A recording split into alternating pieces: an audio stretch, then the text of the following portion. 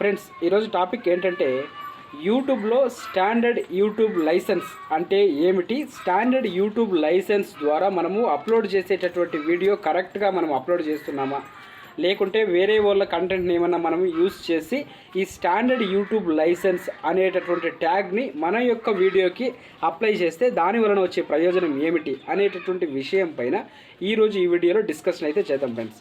First of all YouTube standard licence ఇది ఏమిటి అని మనం తెలుసుకుందాం.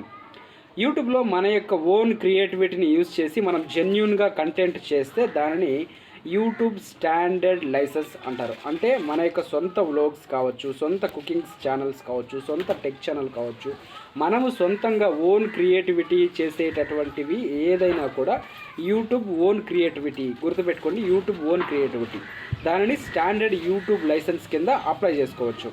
ఇది వీడియో మనం పోస్ట్ చేసేటప్పుడు వీడియోలో మనకు ఒక ఆప్షన్ అయితే కల్పిస్తుంది. అక్కడ స్టాండర్డ్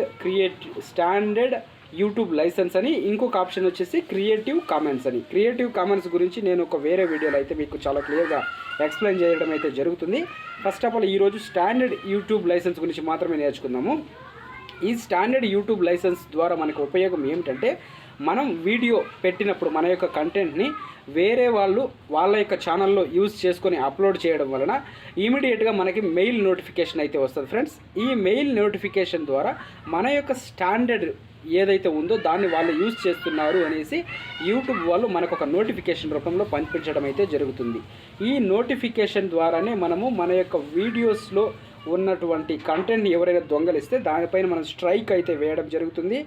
అది కూడా ఆ ఛానల్ పైన ఎఫెక్ట్ అయితే చూపించవచ్చు. ఇదొక రకమైన పద్ధతి. లేకుంటే మన యొక్క కంటెంట్ని వాళ్ళు యూజ్ చేసినప్పుడు మనము కాపీరైట్ క్లెయిమ్ని ఆ యొక్క కంటెంట్ పైన వేసి కూడా మనం కూడా మనీ సంపాదించుకోవచ్చు.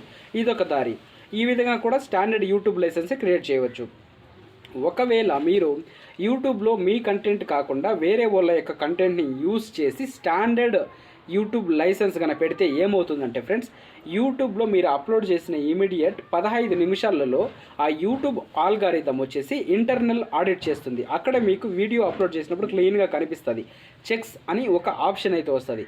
ఇక్కడ నో కాపీరైట్ అని వస్తుంది. నో కాపీరైట్ అని వచ్చినా కూడా మీరు అప్లోడ్ చేసిన వీడియో 15 నిమిషాల్లో ఇంటర్నల్ ఆడిట్ లేకపోయి యూట్యూబ్ ఆల్గారిథము దాన్ని స్పామ్ లెక్క నెట్టేస్తుంది. సో ఆ వీడియో వచ్చేసి ఇంప్రెషన్స్ రూపంలో నెక్స్ట్ వాళ్ళకైతే వెళ్ళదు.